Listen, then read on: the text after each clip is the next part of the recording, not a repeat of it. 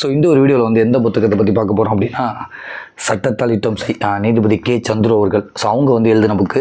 நீதிபதி கே சந்துரு அவர்கள் வந்து நீதிபதியாக இருந்தப்போ அவங்க வந்து முடித்து வைத்த வழக்குகள், இல்லைனா வந்து அவங்க பார்த்த வழக்குகள், அந்த வரலாறில் பதியப்பட்ட வழக்குகள், அது எல்லாமே வந்து இந்த புத்தகத்தில் வந்து ரொம்ப ரொம்ப சிறிய பகுதியாக வந்து கொடுத்துருப்பாங்க. ஏன்னா வழக்குகள் வந்து ஏகப்பட்டது வந்து முடிச்சு வச்சுருக்காங்க. அவங்க வந்து 1,00,000 வழக்குகள் வந்து வேலைப்பளு என்ன தான் அதிகமாக இருந்தாலும் 1,00,000 வழக்குகள் வந்து அவங்க முடிச்சு வச்சுருக்காங்களாம். ஏன்னா என்ன தான் வந்து லேட்டாக கொடுக்கப்பட்ட நீதி வந்து மறுக்கப்பட்ட நீதிக்கு சமம். அதனால் வந்து சீக்கிரமே வந்து மக்களுக்கு வந்து நீதி கிடைக்கணும்னு சொல்லிட்டு 1,00,000 வழக்குகள் வந்து அவர் நீதிபதியாக இருந்தப்போ வந்து முடிச்சு வச்சுருக்காங்களாம் நீதிபதி கே சந்துரு அவர்கள். பட் அதனால் அதிலிருந்து அவர் கேள்விப்பட்ட வரலாறில் பதியப்பட்ட வழக்குகள் ஒரு 30 வழக்குகள் வந்து இந்த புத்தகத்தில் இருக்கும்.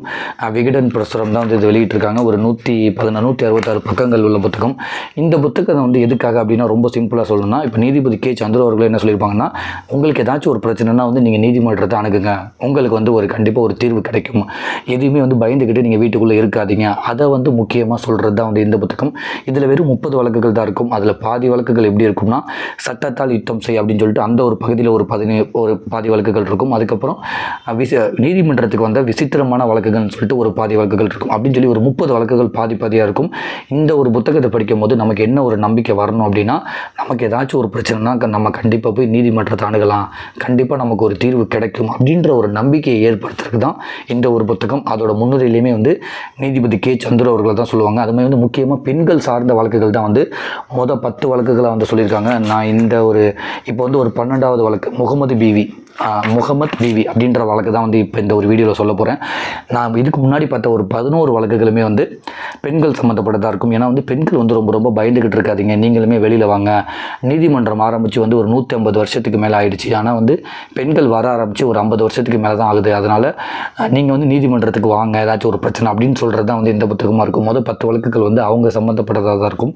இதுலேயுமே வந்து ஒரு பெண் சம்மந்தப்பட்டது தான் முகமது பிவி அப்படின்றது. இந்த புத்தகத்தில் வந்து ஒரு வழக்கு, அவங்களோட ஃபோட்டோ, அந்த வழக்கை பற்றின ஜட்ஜ்மெண்ட் அப்படிலாம் இருக்கும். அதுக்கு முந்தினது அந்த சட்டத்தில் வந்து இப்போ என்னென்னலாம் இருக்குது அந்த வழக்கை பற்றி அப்படின்றது இருக்கும். ஸோ நீங்கள் வந்து அது ஃபுல்லாக சொல்ல போனால் வந்து ரொம்ப ரொம்ப நீளமாக இருக்கும். ஸோ நீங்கள் இந்த புத்தகத்தை வாங்கி படித்து நீங்கள் தெரிஞ்சுக்கோங்க. எந்த பிரச்சனை இருந்தாலும் நீதிமன்றத்தை அணுகுங்க அப்படின்னு சொல்கிறது தான் வந்து இந்த ஒரு புத்தகம். பயந்துக்கிட்டு வீட்டில் இருக்காதீங்க அப்படின்னு சொல்கிறதுக்கு. இப்போ இந்த பகுதியில் அந்த முகமது பிவி அவங்களோட கேஸில் வந்து என்ன ஒரு நடந்திருக்கு அப்படின்றத மட்டும் நான் ஷார்ட்டாக சொல்லிடுறேன். ஸோ இந்த ஒரு விஷயத்தை படிக்கும் போது கூட நீங்கள் உங்கள் மேலே யாராச்சும் வந்து ஒரு குற்றம் சுமத்திருந்தாலோ, நீங்கள் குற்றவாளியாக இருந்தாலும் குற்றவாளியாக இல்லாட்டியுமே உங்களை கைது பண்ணும் போது சில ஃபார்மாலிட்டிஸ் வந்து போலீஸ் வந்து ஃபாலோ பண்ணணும்.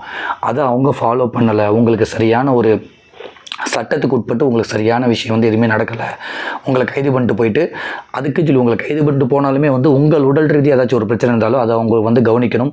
அதுக்கு தேவையான ஒரு ட்ரீட்மெண்ட் அதுக்கெலாம் வந்து அவங்க ஹெல்ப் பண்ணணும்.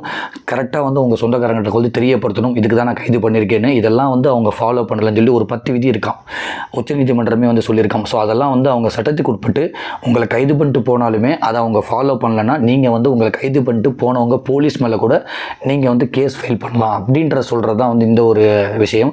அதிலே வந்து இப்போ உங்களை வந்து கைது பண்ணிட்டு போயிட்டாங்க, அவங்க சில விஷயத்தை ஃபாலோ பண்ணலன்னா நீங்கள் வெளியில் வந்து அவங்க மேலே கேஸை ஃபைல் பண்ணி அவங்களுக்கு தண்டனை வாங்கி கொடுக்கலாமா. இன்னொன்று அவங்கள வந்து வேலையை விட்டு நீக்கிறதுக்கு கூட இந்த சட்டத்தில் வந்து இடம் இருக்கான். ஒரு போலீஸ் கைது பண்ணிட்டு போயிட்டாங்க, அந்த போலீஸ் வந்து ஒரு பெரிய பதவியில் இருக்காங்க அப்படின்னா, அவங்க மேலே தப்பு இருந்துச்சு, அவங்க சில விஷயத்தெலாம் ஃபாலோ பண்ணல அப்படின்னா அவங்கள வந்து நீங்கள் கோர்ட்டில் போய் அவங்க மேலே வந்து ஒரு கேஸ் ஃபைல் பண்ணி அவங்கள வேலையை விட்டு நீக்கிற அளவுக்கு வந்து அதிகாரம் சட்டத்தில் இருக்கான். பட் ஆனால் அதில் ஒரே ஒரு ஆப்ஷன் இருக்குது. இப்போ வந்து நீங்கள் வந்து அவங்க மேலே கேஸ் கொடுத்துருக்கீங்க, அவங்க வந்து ஒரு உயிர் பதவியில் இருக்காங்க, அவங்கள நாங்கள் என்ன வேணாலும் பண்ணலாம் சட்டத்துக்கு உட்பட்டு.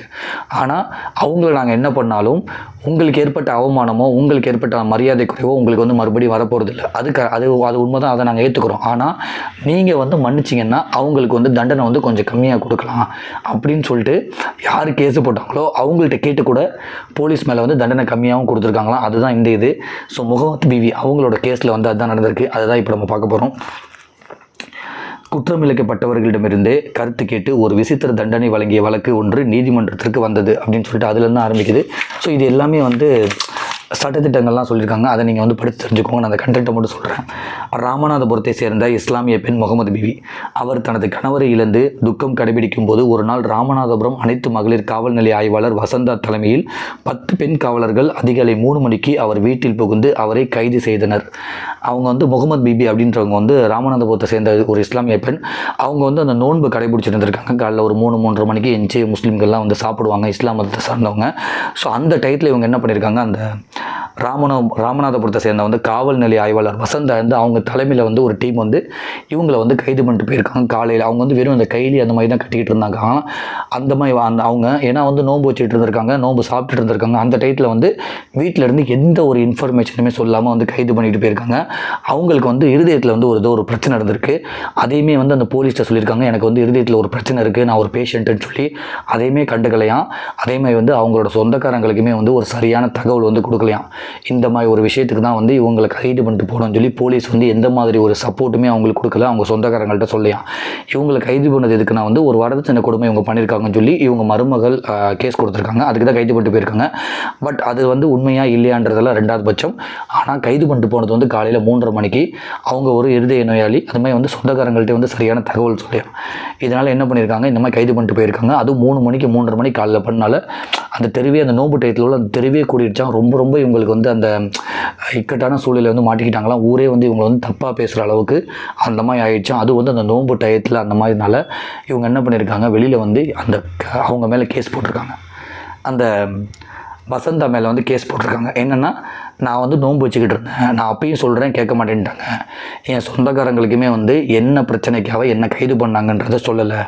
நான் வந்து இருதய நோயாளின்னு சொல்கிறேன், அதுக்குமே இவங்க வந்து சரியாக ரெஸ்பான்ஸ் பண்ணலை. ஸோ சட்டத்துக்கு உட்பட்டு என்னென்னலாம் வந்து எனக்கு பண்ணுமோ அதெல்லாம் பண்ணலைன்னு சொல்லி உயர்நீதிமன்றத்துக்கு போய் கேஸ் போட்டிருக்காங்க. அந்த கேஸ் தான் இது.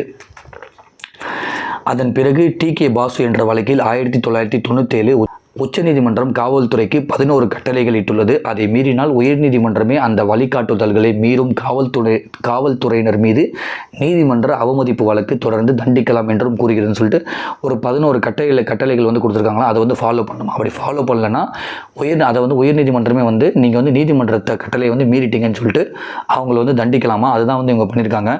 முகமது பிவியின் வழக்குரைஞர் டி.கே. பாசு உத்தரவை ஆய்வாளர் வசந்தா மீறியதாக நீதிமன்ற அவமதிப்பு வழக்கு ஒன்றை தொடர்ந்தார். அவ்வழக்கை விசாரித்த உயர்நீதிமன்ற மதுரை கிளை ஆய்வாளர் வசந்தாவை நேரில் வந்து விளக்கமளிக்க உத்தரவிட்டது. அவரது சமாதானத்தையும் மற்ற காவல் நிலைய ஆவணங்களையும் பரிசீலித்த நீதிமன்றம் ஆய்வாளர் வசந்தா டி.கே. பாசு அவர்கள் குறிப்பிட்ட 11 கட்டளைகளில் 2 கட்டளைகளை மீறியதோடு மட்டுமின்றி நீதிமன்றத்திற்கு தவறான தகவல் அளித்ததை கண்டுபிடித்தது நீதிமன்றம். முகமது பிவிக்கு மருத்துவ சிகிச்சைக்கு வழி செய்யவில்லை என்றும் அவரது கைது பற்றி அவரது உறவினர்களுக்கு முறையான தகவல் அளிக்கவில்லை என்றும் முடிவுக்கு வந்தது. நீதிமன்ற அவமதிப்பு குற்றம் நிரூபிக்கப்பட்டால் குற்றம் சாட்டப்பட்டவருக்கு அதிகபட்சமாக 6 மாத சிறை தண்டனையும் மேலும் அபராதமாக ரூபாய் 2000 விதிக்க சட்டத்தில் இடமுண்டு. நீதிமன்ற அவமதிப்பு வழக்கில் தண்டனை பெற்ற அரசு அதிகாரியை பதவியிலிருந்து நீக்க அரசு நடத்தை விதிகளில் இடமுண்டுன்னு சொல்லிட்டு இவங்க வந்து ஒரு 11 கட்டளைகளை வந்து 2 கட்டளைகளை வந்து மீறிட்டாங்களாம் போலீஸு. அதாவது அவங்க சொந்தக்காரங்களுக்கும் சரியாக சொல்லலை. அதுக்கப்புறம் அவங்க வந்து ஒரு இருதய நோயாளியாக இருக்காங்க, அவங்களுக்குமே வந்து சரியான ஒரு மருத்துவ பங்களிப்பு வந்து பண்ணலை. ஸோ இந்த ரெண்டு கட்டளையை மீறினால அவங்க வசந்த அந்த போலீஸ் ஆஃபீஸர் மீது கண்டிப்பாக வந்து நம்ம கேஸ் ஃபைல் அவங்க வந்து தண்டனை கொடுக்கலாமா. அதாவது 6 மாதம் ஜெயில் தண்டனை, 2000 ரூபாய் அபராதம், அவங்கள வந்து பணியிலிருந்து கூட நீக்கிறதுக்கு வந்து சட்டத்தில் வந்து இடம் இருக்கலாம். ஏன்னா நீங்கள் கைது பண்ணிட்டு போனால் ஒருத்தவங்க வந்து உடம்பு சரியில்லைன்னா அவங்களுக்கு வந்து நீங்கள் சப்போர்ட் பண்ணணும், சொந்தக்காரங்கள்ட்ட வந்து சரியான ரீசன் சொல்லணுமா. அந்த 11 கட்டளைகள் வந்து இந்த 2 கட்டளைகளை வந்து இவங்க ஃபாலோ பண்ணலையா. ஸோ அதனால் வந்து நீதிமன்ற அவமதிப்பு வழக்கில் வந்து அவங்க மாட்டிக்கிட்டாங்க.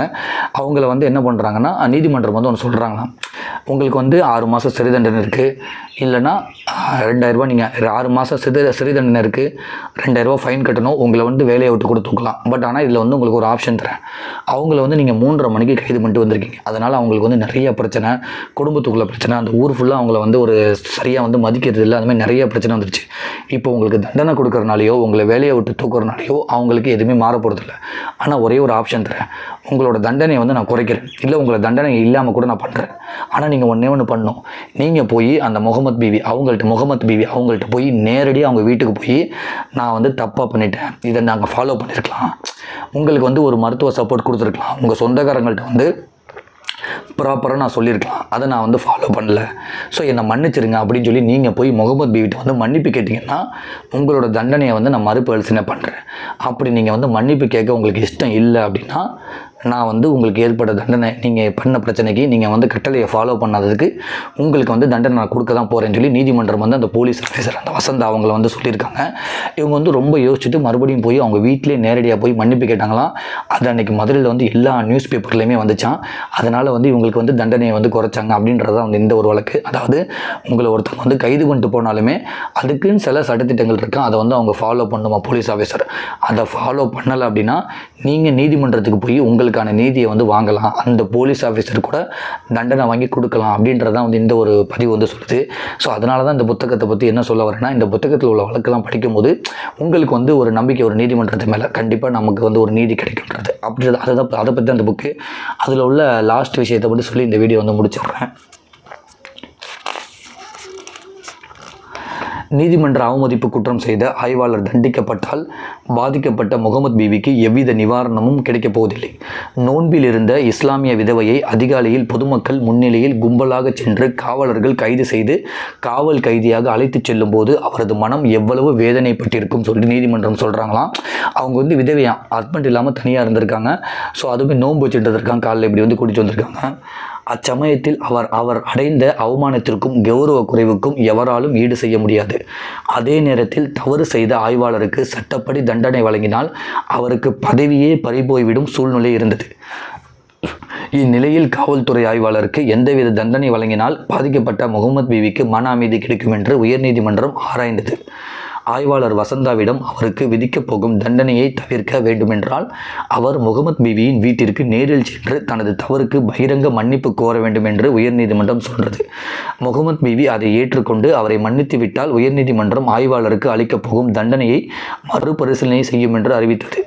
முதலில் தயக்கம் காட்டிய ஆய்வாளர் பின்னர் முகமது பிவியின் வீட்டிற்கு சென்று பகிரங்க மன்னிப்பு கோரினார். அச்செய்தி அம்மாவட்டத்தில் அனைத்து நாளிதழ்களிலும் வெளிவந்து பரபரப்பை ஏற்படுத்தியது. தவறிழைத்த ஒரு காவல் அதிகாரி பாதிக்கப்பட்டவரிடமே பகிரங்க மன்னிப்பு கோரிய முதல் சம்பவம் அப்பகுதியில் இந்நிகழ்ச்சியாகத்தான் இருக்கும். முகமது பிவியின் வழக்குரைஞர் தனது கட்சிக்காரர் மன்னிப்பை ஏற்றுக்கொண்ட விவரத்தை உயர்நீதிமன்றத்திற்கு தெரிவித்ததுடன் இதுபோல் தவறுகளுக்கு எதிர்காலத்தில் இடமளிக்கக்கூடாது என்று ஆய்வாளரை எச்சரித்து நீதிமன்றம் வழக்கை முடித்துக் கொண்டது. குற்றவியல் நடைமுறைகளில் இனி பாதிக்கப்பட்டவர்களின் குரலும் ஒலிக்கும் என்பதை இவ்வழக்கு நிரூபித்ததுன்னு சொல்லிட்டு ஸோ இவங்க வந்து மன்னிப்பு கேட்டிருக்காங்க. முகமது பிவி மன்னிச்சிட்டாங்கன்னு சொல்லிட்டு அவங்களோட வழக்குரைஞர் என்ன பண்ணியிருக்காரு, நீதிமன்றம் சொல்லிட்டாரு முகமது பிவி வந்து அந்த ஆய்வாளர் வந்து மன்னிச்சிட்டாங்கன்னொன்னே. ஸோ மன்னிப்பு வந்து அவங்க அக்ரி பண்ணிட்டாங்க அப்படின்றதுக்காக இந்த ஆய்வாளருக்கு வந்து தண்டனை கொடுக்காம மறுபரிசீலனை செய்து வழக்கை வந்து முடிச்சு வச்சுருக்காங்க. அதுதான் வந்து இந்த ஒரு பகுதியில் வந்து பார்க்க வந்தது. ஸோ வாய்ஸ் கொஞ்சம் சரியில்லை, நம்ம நாளைக்கு தான் வீடியோ பண்ணலான்னு பார்த்தோம், பட் இருந்தாலும் கேப் விடக்கூடாதுன்னு சொல்லிட்டு பண்ணிட்டோம். ஓரளவு புரிஞ்சிருக்கும்னு நினைக்கிறேன். ஸோ புரியாதவங்க இந்த புத்தகத்தை வாங்கி படிங்க. உங்களுக்கு வந்து இந்த புத்தகம் எதுக்குன்னா ஏதாச்சும் ஒரு பிரச்சனை வந்தால் நீதிமன்றத்தை அணுகணும் அப்படின்ற ஒரு இதுக்காக இந்த புத்தகம். ஸோ வாய்ப்பு இருந்தால் வாங்கி இந்த புத்தகத்தை படிங்க. சட்டத்தால் யுத்தம் செய், நீதிபதி கே. சந்துரு அவர்கள். நன்றி.